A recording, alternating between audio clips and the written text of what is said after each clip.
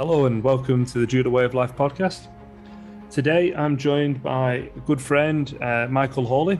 Now, Michael was a guest on the second podcast I did about a year ago, and I've asked him back on. During that podcast, I mean, if you haven't listened to it already, go and have a listen. But we talked a lot about Michael and who he is in his career. We'll maybe give a little bit of a quick intro just to catch people up again. But otherwise, welcome. Thank you for joining me again, Michael. Yeah, nice to be here again, David. So let's just give a little bit of a recap. So we've known each other for, I don't know what, like over 20 years. I think we first competed against each other when we were sort of 12, 13. And we've been adversaries and teammates and friends and all the way through. Yeah, that's right. I think you beat me in a golden score at Nationals when I was 13. So not that I hold a grudge or anything. But, yeah. So where you were currently? I'm in Saskatchewan. In a city called Saskatoon. I used to live in a different city, but moved to Saskatoon. So I've been living in Saskatchewan, which is in Canada, for 3 years. So it's quite a big province in terms of landmass. If you can fit the UK into it 4 times, but it's got a small population of just 1 million. That's just population, not judo membership. Good if that was the case, but no. So yeah, a big province with a small population. And what are you doing out there? I'm a provincial coach for Judo Saskatchewan, and this is I've been doing that for just over 3 years now. And before that, I was with Judo Scotland. Worked there for 3 years. Now I'm in Saskatchewan. Yeah, that's it's me in a nutshell, I guess. Well, before the Judo Scotland, let's just go a little bit further back. You were a professional athlete for quite a few years. Yeah, I was on the British team, on the British senior team. I can't remember how many years exactly, but a decent number of years. So yeah, I was training full time with yourself at Kendall Judo Club. Started judo when I was 9 years old, and that was in Carlisle. Then I moved to Kendall and started training. I was 15 then. Then I trained there once a week, then twice a week, and then 3 times a week. Next thing you knew, I was like pretty much living there. And then you started doing the same. So from the age of, I think it was around kind of 18 onwards, we were training pretty much full time and try to juggle university courses around our training and whatnot. And then we were there for training full time for a good stint at Kendall. And then I moved to Edinburgh in 2014. And then I was training there for a bit. And then I snapped my ACL. And then I started doing strength and conditioning coaching. And around 2014, 2015, and then I started coaching at Judo Scotland for 3 years as well. And then ended up in Saskatchewan when my contract to Judo Scotland. Yeah, here we are. And when you were working at Judo Scotland, what age group were you coaching? Were you working with? Predominantly, it was with the transition squad, which was kind of 16 to 20-year-olds. But I also did a bit of talent development as well. So I'd do the odd trip with Gary Edwards' squad. So that was the cadet age group. So I'd help out with that, do the odd trip with that. And then in kind of like my final 2 years at Judo Scotland, I did more work with our national squad, which was kind of a bit more of it was like a broader range of athletes, similar age group, kind of like 16 to 20-year-olds again. And I also had a role of trying to get athletes who, after they'd come out of the cadet program or talent development program, one of my goals was try and prepare athletes to get into the transition squad. So help them out with their strength and conditioning to kind of make sure that they'd pass the fitness testing, or if they failed fitness testing, I'd get them stronger and sort the movement mechanics out so that next time around they could maybe pass to get onto the transition squad. And also did, help them out, help them out technically as well with judo.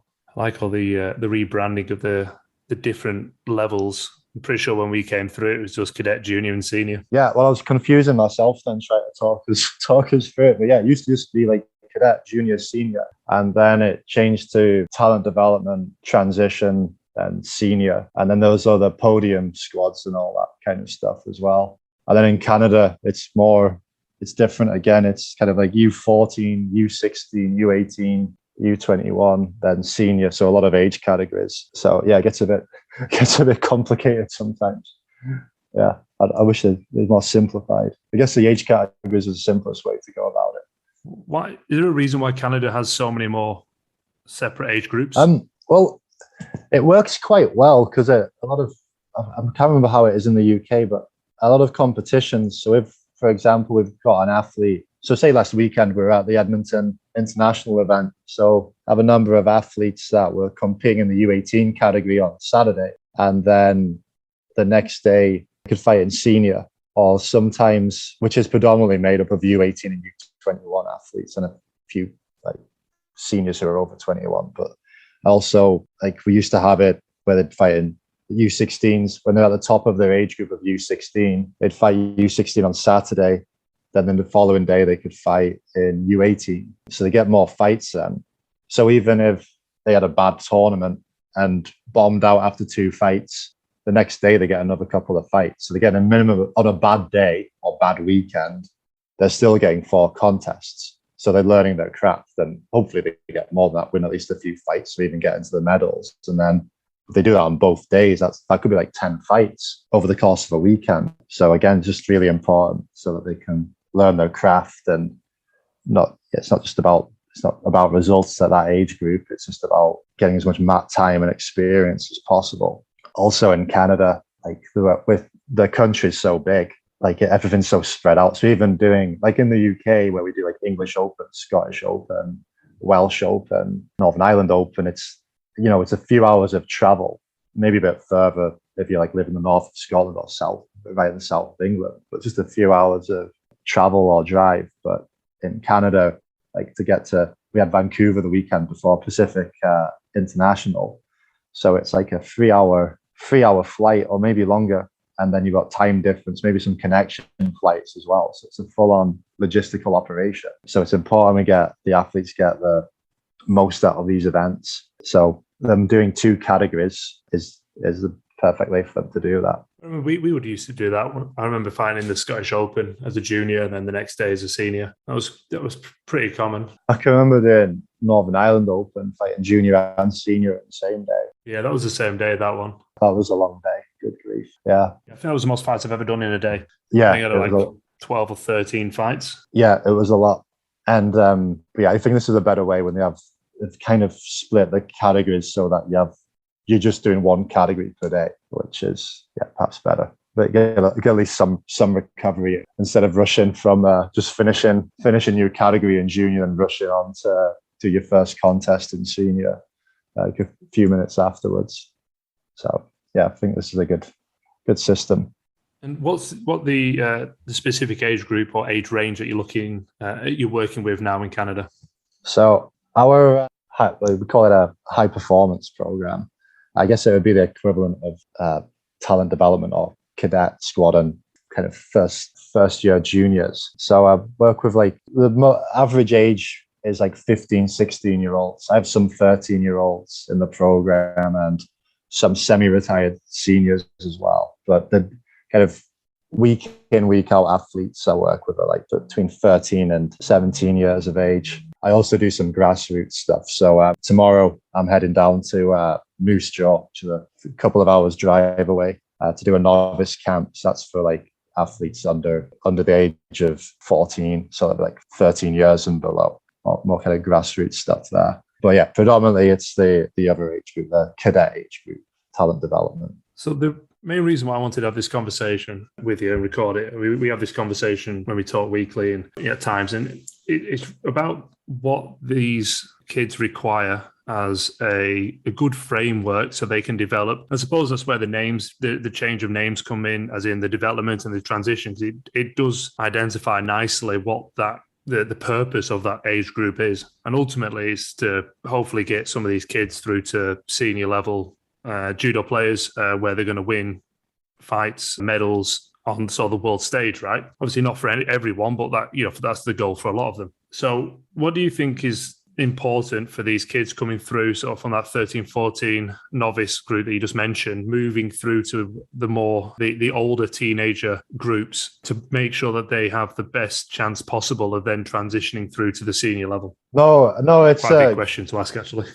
There's a few parts to it. So I think the strength and conditioning is really, really important because that gives them a good foundation. Like if you're playing catch up in your later years, trying to get strong enough or fast enough or powerful or learning how to do the compound lifts, etc., and you're gonna fall behind. So it's important wherever you can to get the athletes doing the right things at the right times. Now, it can be a bit of a minefield because, the biological age versus the chronological age might be very different.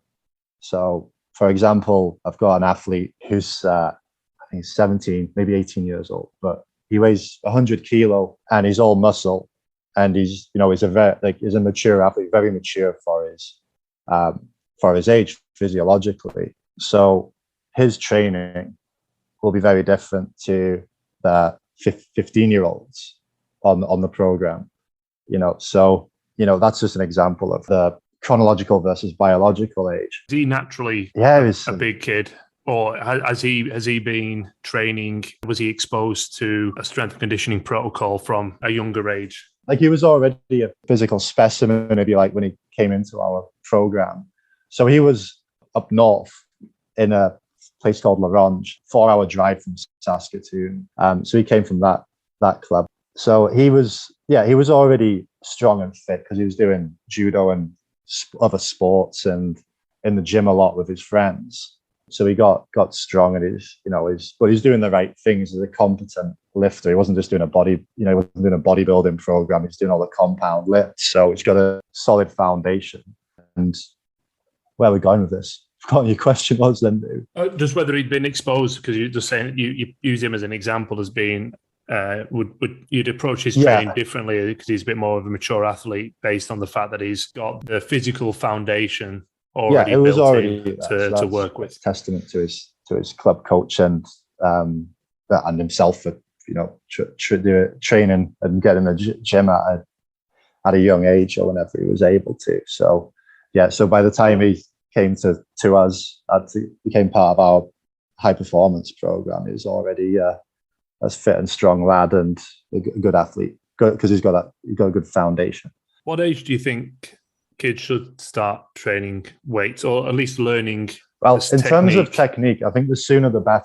The reason I'm saying that is so it could just be with a broomstick before people start getting agitated. It's like it could just be a broomstick to start off with for kids. So like over during the pandemic, when I was doing Zoom sessions, I did a Zoom session for U14s. Most of the kids were like 11-year-old for that, and I was doing like some lifts, just like overhead squat, things like that with a broomstick, getting them used to doing a hip hinge, so like a Romanian deadlift, just with the broomstick. You do it yourself probably with people you work with, but just making sure their back's straight when they're doing and they're hinging from their hips and not bending their back using the broomstick on their back, things like that. Front squat, elbows through, just with a broomstick again. Now that's quite a young age at 11, getting them do that, but they're just using their body weight, but the broomstick's there as like a little guide.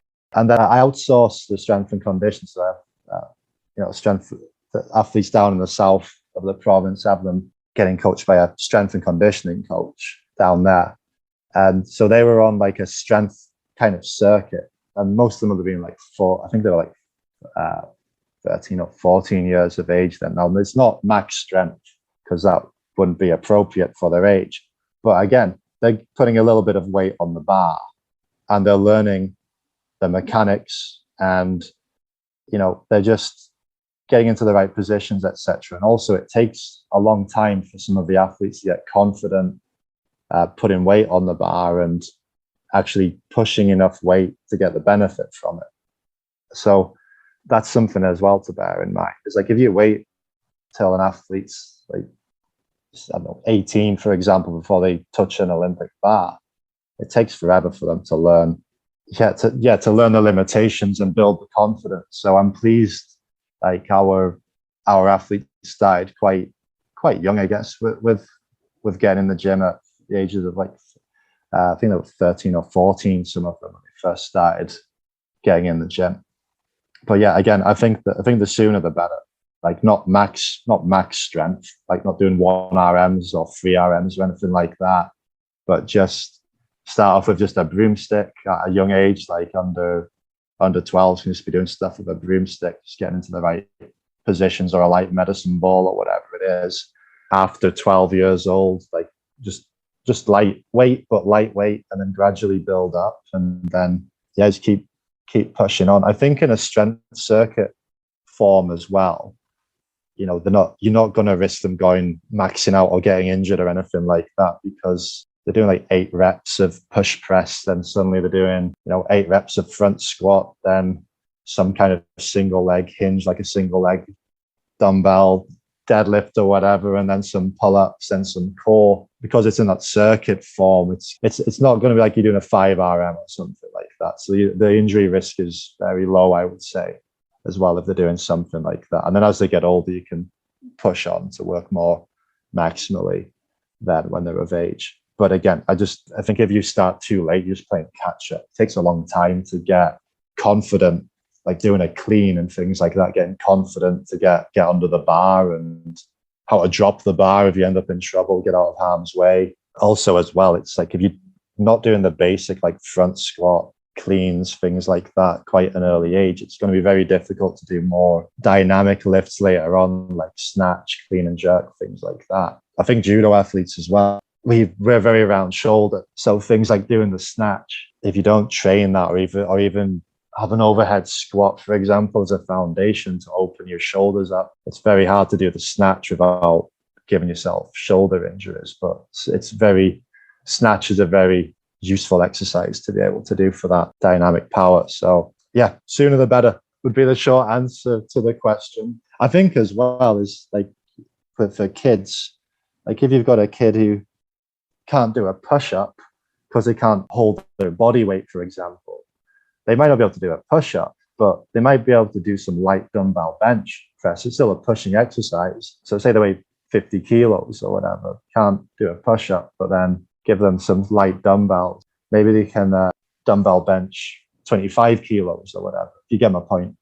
So I think as long as they can lift well, and as long as you're sensible with coaching them the technique and not letting them max out or go to failure or anything, I think strength's a good thing to do early on and just gradually build it up until they can work more maximally when they're getting towards the age of 18 and older. I don't want to spend too long on this or the S&C. I want to explore more of the judo side of things as well. But I was going to ask you one more question, and I'm going to draw on my own experience, because when I was sort of, I think 16, maybe 17, I didn't realize at the time, as often is the case, but I was a funded athlete, and as part of that, I was able to go to the English Institute of Sport in Manchester, and I was receiving coaching, S&C coaching there. And I was a dumb kid, full of piss and vinegar, and I just wanted to lift weight. I thought I just wanted to lift weights. I didn't really pay any attention. I was a bit sick of just, light bar or the broomstick or, no weight on the bar, and I wanted to be lifting heavy. But I was just a dumb, ignorant kid. And I sort of wasted that opportunity. How do you manage the expectations of the athletes who maybe see, especially now with the amount of videos on YouTube, Instagram, of younger people lifting bigger weights, maybe being a little bit more towards that sort of beach weight vibes? But again, young people lifting big weights, how do you manage the expectations of your athletes to focus on the technique and not get carried away? I think I'm quite fortunate in that our S&C coach, who works with majority of our athletes, has done a good job at teaching them. I mean, it's not teaching them the good technique, but at the same time, it's not clinical. It's not like too clinical. We're not Olympic lifters at the end of the day. So once the technique is good enough so that they're safe, they're allowed to load the bar up a little bit more then. So yeah, I think we're quite fortunate in that. As well, the sessions are always interesting as well, because it's in like a strength circuit formation, so that keeps it interesting. I've had some athletes in the past though, on the days they haven't been at a supervised strength session, they go to the gym with their buddies I'm just doing bis and tries, and it kind of kills me softly when I hear them say that. I'm just like, no, well, look, if you're going to do that, work on your triceps, at least do a tricep dip or a push press, that works your tries. Or they say, I'm just doing chest. It's like, no, do like a proper compound exercise, and I'll do a full upper body and full body workout, not just isolating one body part. Yeah, that's something. Not many athletes, fortunately, but I've had a couple where I've had to have an intervention. I'm like, look, if you're doing extra sessions, that's great, because I never want to deter an athlete away from doing more training unless I think they're going to overtrain. But yeah, I've had to have some conversations. It's like, you're not a bodybuilder. Like, if you're going to do workout with your gym buddies, then make sure you're doing full compound movements, basically. But no, it is hard. There is a few. I don't know why people are still so hyped up about buys and tries. Like, there's so many. Like, if you did a proper program, you work your triceps and biceps more than what you would if you just isolated the muscle anyway. So it's there's too much nonsense on TikTok, and I don't know, whatever kids, feeling old now, whatever kids watch nowadays.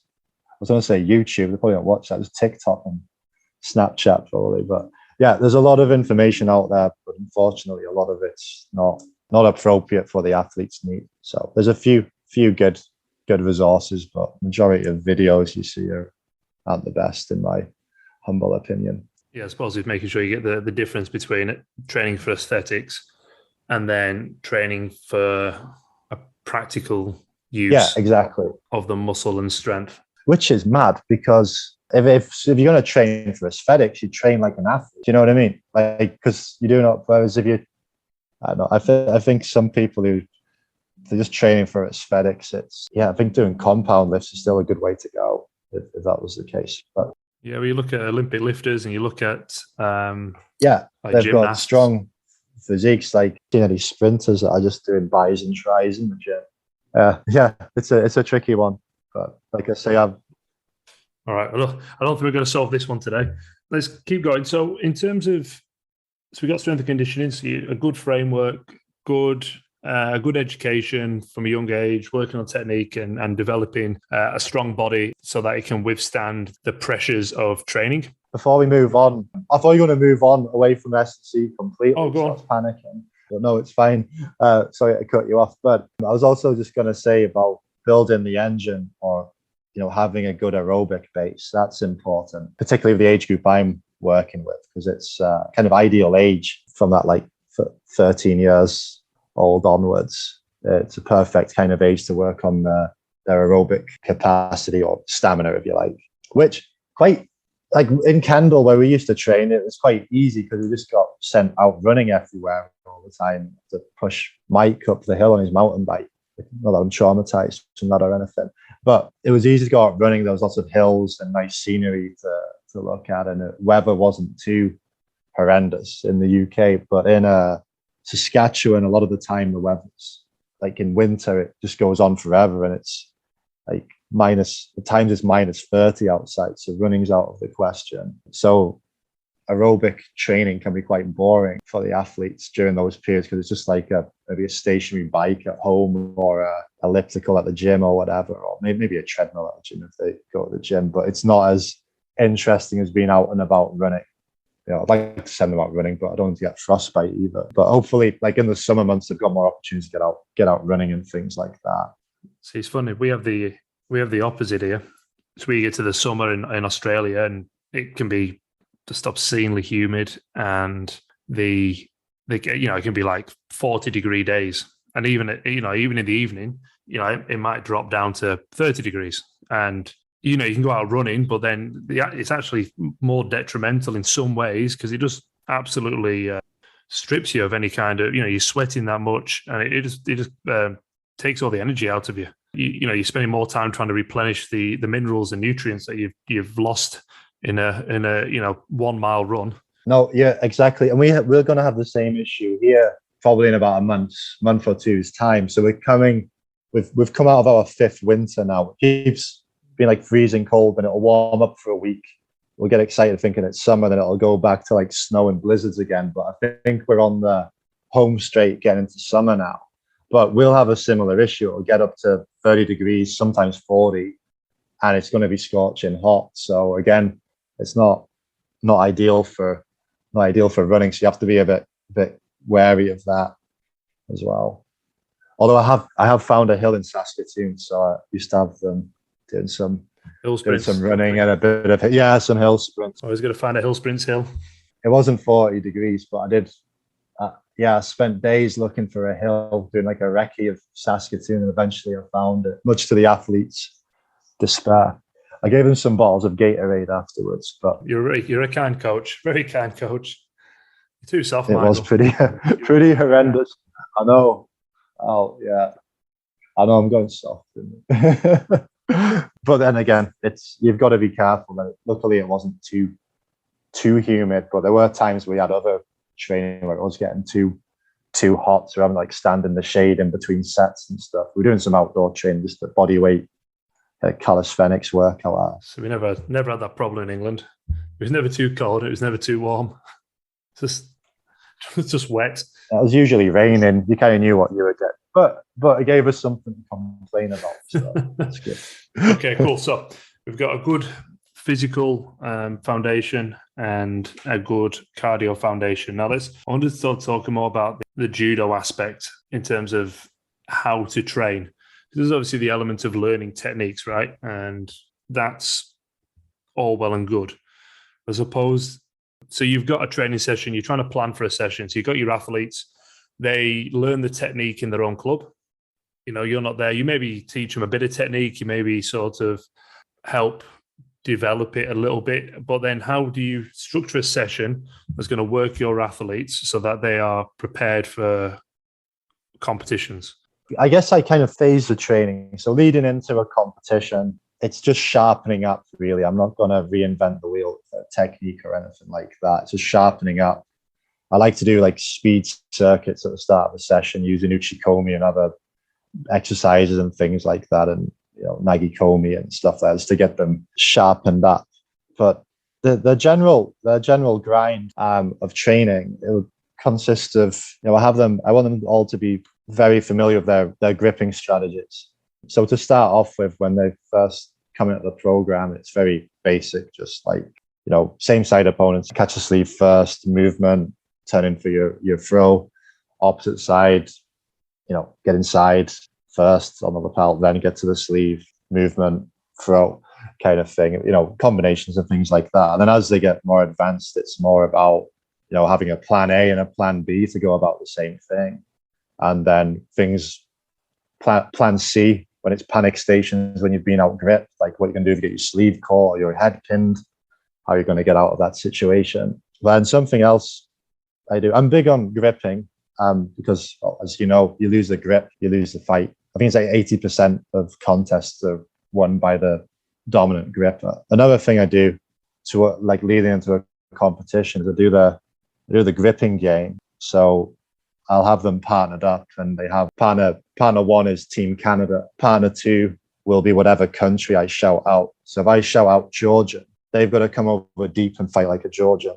If I shout Korean, they're going to Korean grip. Shout Russian, they're going to come and clinch, get in the clinch position, get past the arms, try and clinch and throw. I use other scenarios as well. The pull through where you get into the sumigashi position. I call that the Czech Republic, but just because Lucas Kapalik gets in that position a lot. And then I have one where they get their sleeves pinned as well. I just shouted an athlete's name who uses sleeves a lot. So, but then Team Canada, partner one, has to fight off all those different situations. So that gets them very tactically minded and helps them understand how to use those gripping positions. Like, because if it suits their style of judo, then they might be like, oh, I quite like gripping like a Georgian. I might do that more often. Oh, and also they learn how to defend it as well. So that's good. Also, it's good for contest management. So if someone's a score down, like I've done this before, I did it. Someone's a wazari down in like the last minute, I can be like I'll be like fight like a Russian or fight like a Georgian, and they know what that means. It means get close and just go mad for it, or just get your hands smashed over their back and go for it. So that's kind of the gripping side of things, which is very important. But those kind of skills, they have their individual skills, but they also universally in the province, they all know what those different gripping situations are and how to use them and how to defend against them as well, because we drill that for the most part, or they should. Some of them do anyway, but some of them need a bit more practice. But I really like that. Just a point on that, because this is a conversation I've had with a number of coaches here, and there's this thought that sleeve and lapel is the only way, and it just seems to as if that's it, right? Sleeve and lapel judo is judo. Anything else is not judo, and you just got to learn to throw off sleeve and lapel. But there's this sort of dismissal that any other grip you can generate success. But I like the fact you're getting your athletes to role play.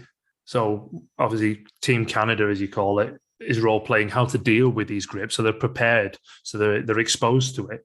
But then you're also allowing the athletes to experience doing the grips, and they might find something, like you said, they might find something that they like. So it's not always about learning how to deal with it, it's also learning about how to integrate it and use it in your own judo.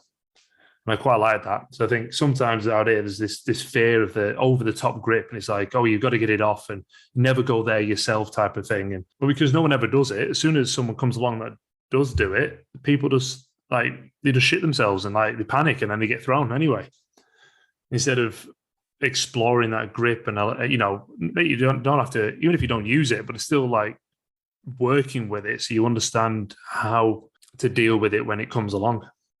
Yeah, exactly. It's like at the end of the day, if we're serious about the whole purpose of performance sport or performance judo is we want to develop athletes so they can perform at the highest level. But like you say, if we're going to not familiarize our athletes with a Georgian grip or Korean grip or whatever it is and how to combat these different grips, and it's going to be a bit of a shock for them once they start venturing into Europe or wherever. And again, if they might find a style that suits their judo, I have a girl who likes a Georgian grip and she's having some success with it. She had a couple of blunders with it as well when she first started doing it, but now it's started to become I wouldn't say it's her main fight system, but she knows she can use it and score from it. And she's come back from being a wasabi down a couple of times now, and she's scored with that Georgian grip, like last 30 seconds. I wish she'd stop doing that because blood pressure's going through the roof. She keeps going down a score, and then dying seconds she'll pull an ippon out the bag or whatever, getting in the clinch position or whatever. Then the time would have just wound down and she'd have lost the fight. So no, it's important. It's where you'll grip the sleeve or lapel. So I'm a right-hander, okay, but I'll grip the sleeve or lapel with my left hand, and then I'll slam my right hand right over my partner's back and onto the belt. But usually I'll go same side. So you could do it on the other side, but I'll slam it over so I'm on the same side, if that makes sense. So their head's stuck on the back of my tricep as I throw my right hand over and latched onto the belt. No, and you've lots of options from there. Might be Yosoto or Harai, or you might tie the arm up and do like a Ewan Burton style Makikomi, where we used to come and grab the lapel. And on that as well, Tokyo Grand Slam 2009, Ewan Burton was fighting. I think he won a lot of people that day, but on the way to his gold medal, he fought two of the top Japanese athletes and two top Korean athletes of the time. I can't remember the names now, anyway. But he did it with that. He just kept going for Georgian style grip, and he'd latch on to the arm, and grab hold of his own lapel. And then he'd be kind of like an Osotogari Harai position. His opponents knew what was coming, but he'd kind of get it anyway. Didn't always score, but then he was managing to turn them over and hold them down anyway. But had he not had that skill set, the kind of Georgian style grip and that Makikomi thing he developed, then he wouldn't have been Tokyo Grand Slam champion in 2009. Yeah. I don't think. Well, that's the sign, right? That's the sign of it. For me, someone, when you look at some of the judoka, right, on the circuit, and you just know what they're going to do. Yeah, they're free of it anyway, because they just drill it and drill it and drill it and drill it. And they'll have a couple of, we're big on Judo 360 here in Canada, like thrown in 4 different directions.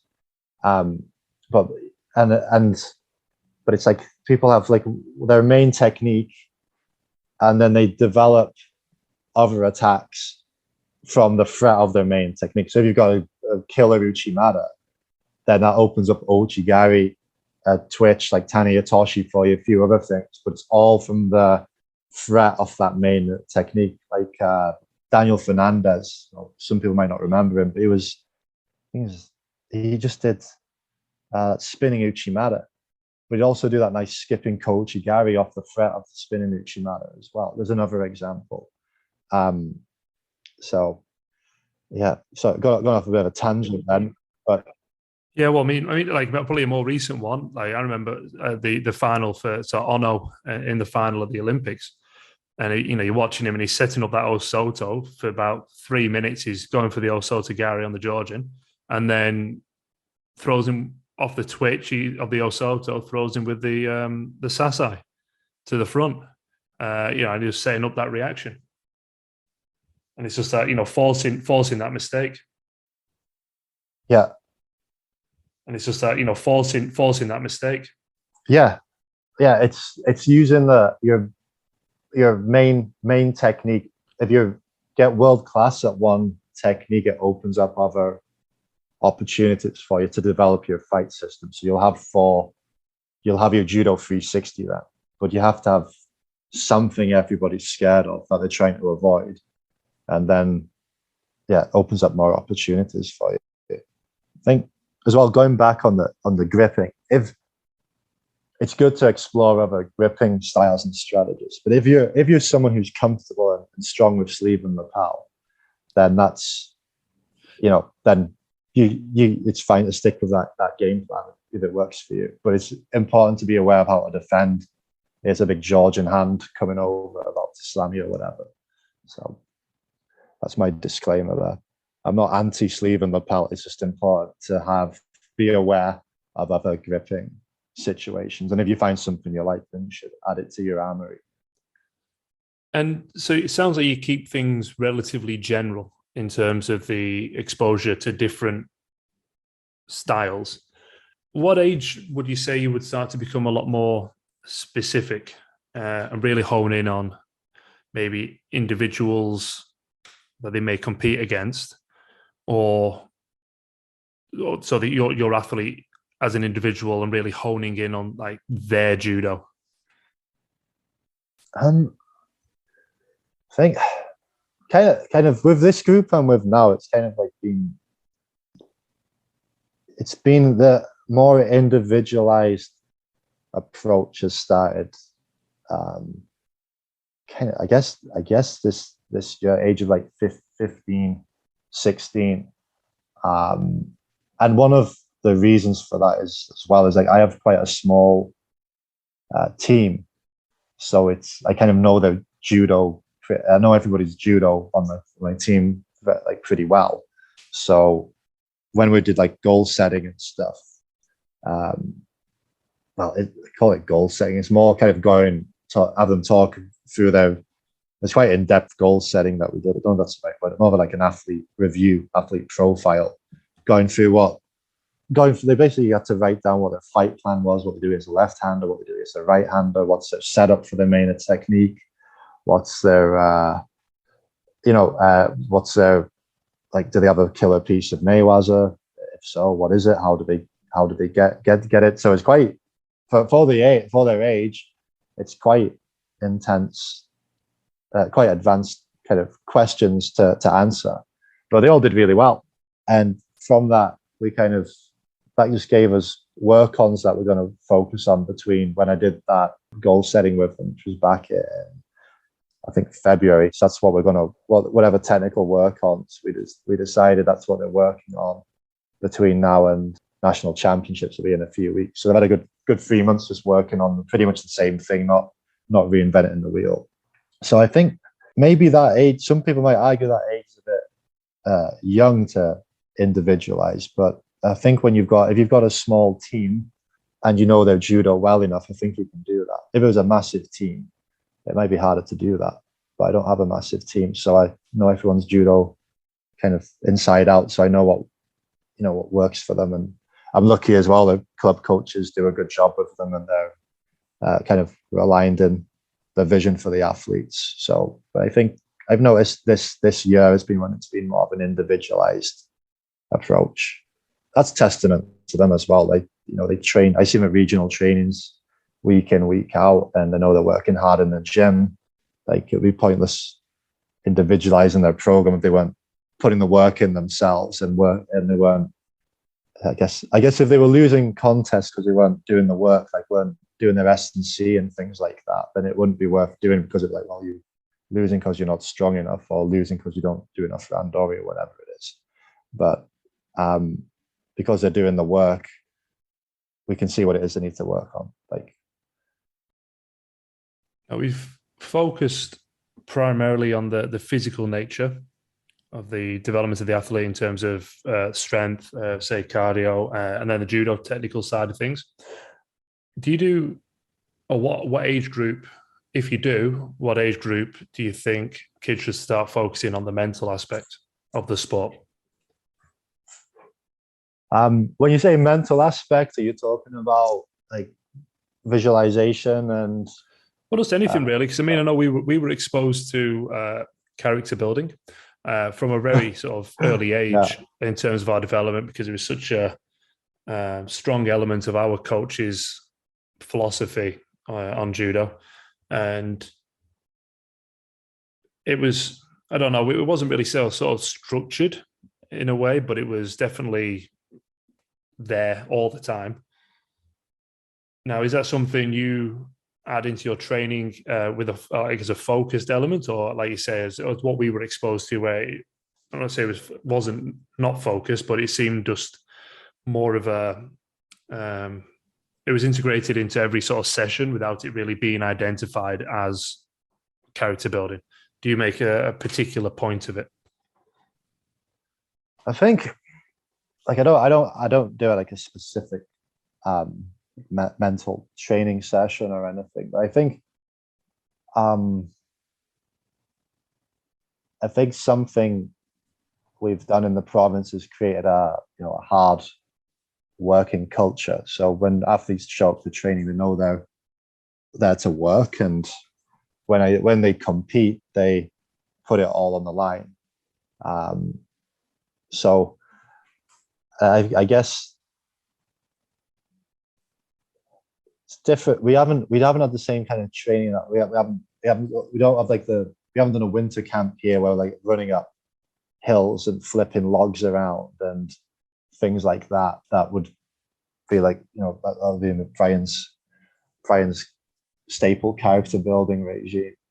Brian, we're very upset to hear that you haven't done that, Michael. I know, but there's no Brian's listening. There's Pest Hill for the hill sprints that we'll be using in summer. But no, I guess that I think the culture and expectation has helped develop to give them like a strong mindset. Watching the way, like this weekend in Edmonton, like watching them fight,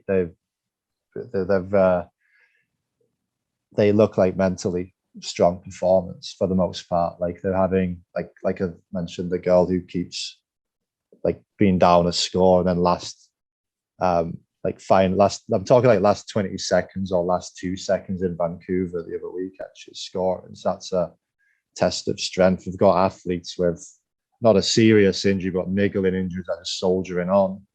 I think that says a lot as well. So, and just tough scrappers. I'm quite proud of that. Like in Saskatchewan, I think we used to be maybe seen as like the underdogs because we're a smaller province, not as many randori partners, etc. But of late we've been holding our own, and I think the kids for the most part are mentally tough.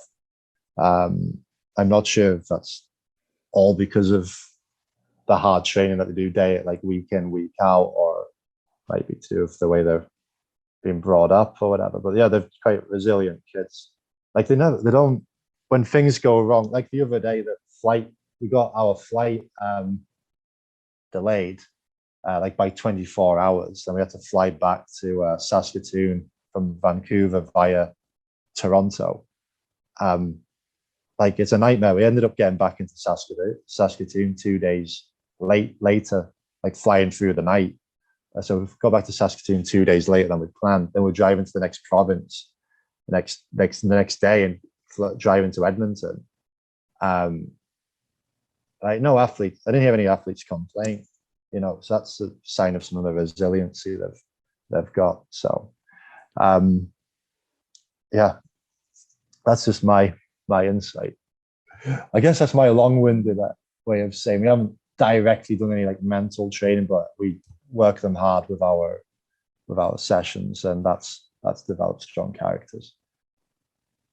Yeah, good. And do you think it would be important to say if you had an athlete that came along that maybe wasn't naturally resilient?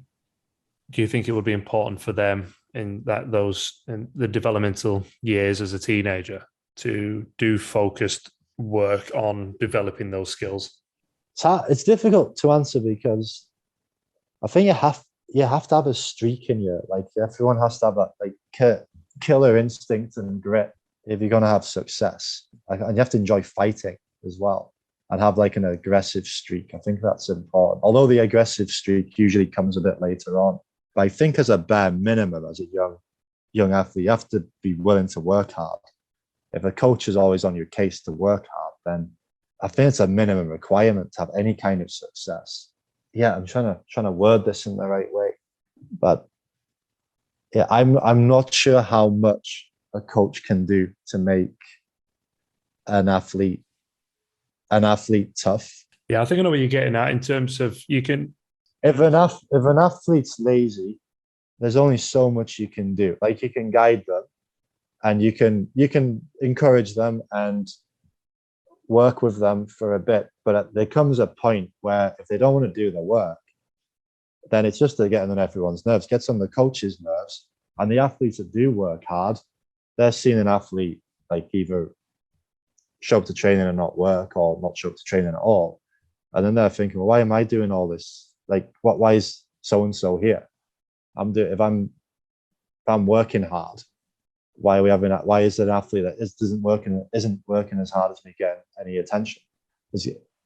Why is an athlete not working as hard as me getting all the attention?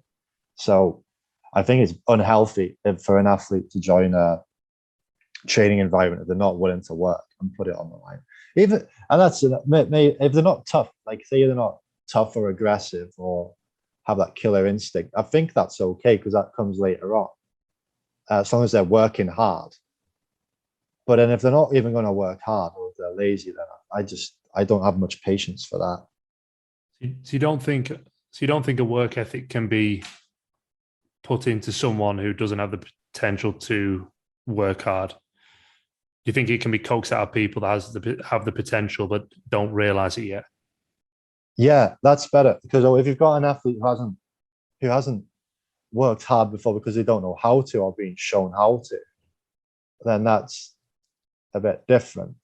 But if you've got an athlete who's unwilling, then I think it's just a waste of resources. Like trying to get someone to work hard who doesn't want to. You can lead a horse to water, as the expression goes. If you had an athlete who hadn't been in a training environment before and didn't really understand it, it would take a bit of time for them to adapt, and they need a bit of encouragement and a bit of a word in their ear, which most coaches do.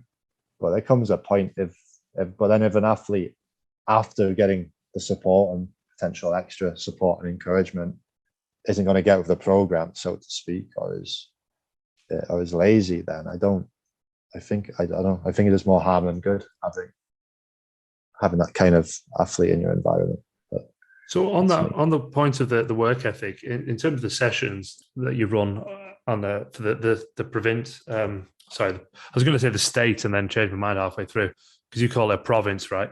Yeah. So your area training squads, like how much is sort of like Randori based, in terms of like really increasing that workload? I'd say typically it's about an hour. My sessions are 2 hours long, so be like a bit of a warm up. I sometimes let them play handball. We lost a game of handball in Alberta. Like it was an interprovincial training camp. We had a handball tournament, but we lost. So ever since then, I've been doing 10 minutes of handball at the start of every session, just so we can get the title back this year.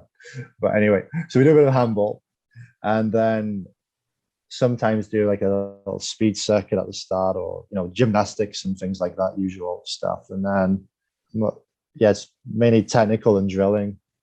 If we don't have a competition coming up, we might do something different or new. And then try and get a bit of, where's going with this?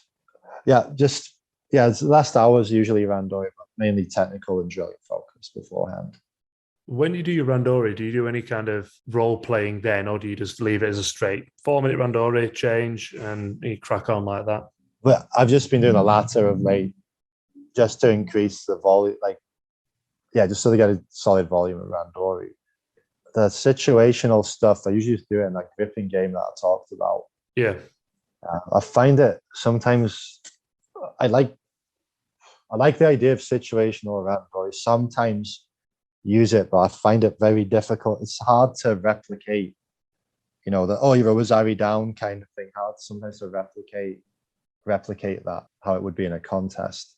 Yeah, I just don't think, I've always struggled with that situational stuff. And sometimes I think we probably all do this as coaches, we put our own bias onto things, and it does me tits in doing all that situational stuff. I'm a bit of a purist maybe in that respect. I'm just like, let's just put the clock on for 4 minutes, or even 5 minutes, whatever, just nut out a randori, change, next one, just crack on. Because I don't think, you say, when you start doing too many different variables with when you get to actual randori style training, I think you can't replicate it, because in competitions, in randori, there isn't that same urgency. There's no real threat, there's no consequence, right? So you might as well just do randori, right? Just straight randori, and just try and get throwing as much as possible. Obviously, when you come to competition, it could be a good idea to try and replicate it slightly, so that when you are Wazari down, but I suppose maybe that pressure training would develop the same skill in terms of that fight. If you do some like pressure training where someone's out in the middle and you just keep sending people out to them, you are going to replicate that to a certain degree, that pressure and that will to fight to the end. So just don't think people, from my experience, from my own personal experience, when I've coached, I just don't feel as though people get into that role of, like you say, being a Wazari down or 2 Shidos down or whatever it is. Yes, because as well, it depends how good your Yuki is. Especially because if you're Wazari down, but then your partner starts fighting you like it's a normal randori instead of being defensive, and then you've got to play around with the time frames as well. So if you're Wazari down at the start of a contest, it might not change the way you fight that often. No. But then if you're Wazari down 1 minute left on the clock, then it is tough to. I prefer just straight 3-minute rounds, or 4-minute rounds, or 5-minute rounds, or whatever, and pressure training. That's the best way. And it depends. We have a mixed match of weights and how heavy everyone is, so it can be a tough one to do sometimes. But if you've got plenty of athletes in the same weight category, then pressure training is a good way to go. The situational stuff is hard to do. It's a good idea, but in practicality, I don't. We've even done it at squad train. I remember doing it, just kind of kill the flow of the session. If you haven't seen good randoris, hard randoris, and then getting into we're doing some situational stuff. It's you have to pretend you're Wazari up, but then you're I just want to throw them anyway. So you started doing normal randori. Well, I suppose that'd be the other thing, because everyone fights differently. Being a Wazari up or down doesn't equate to the exact same reaction for every person, because some people fight differently when they're a Wazari down versus other people. Yeah. There's obviously the implication that if you're a Wazari down, you're going to fight like fuck to try and get the score back, right? But that's not always the case. And when someone's a Wazari up, suppose there's that, like you just said then, there's the implication that they're going to defend. But that's, again, not always the case. Some people still come out swinging, even if throw a Zari up. Yeah. I mean, yeah, it's... Apart from the last 10 seconds where they just run around. Yeah, it's a tough one. There's just too many variables. It's a strange one. It's a good idea, but just from what I've experienced in its practicality, it kind of just kills the flow of what could be a good randori session. As well, when you're doing randori, like you're doing a hard randori. Like I remember we used to go up to Raffo and I trained at Raffo in Edinburgh for a little while. Like if you're doing hard rounds of people your level or above your level, like man, that's hard enough. You do 4 or 5 minutes and then you have 5-minute break while the lightweights are on, and you go back on again for 5 minutes just trying to rip each other's heads off. Like that's the best Shiai competition simulation you can get. But then I think if we start doing the situational stuff, it would just kind of kill the session in intensity.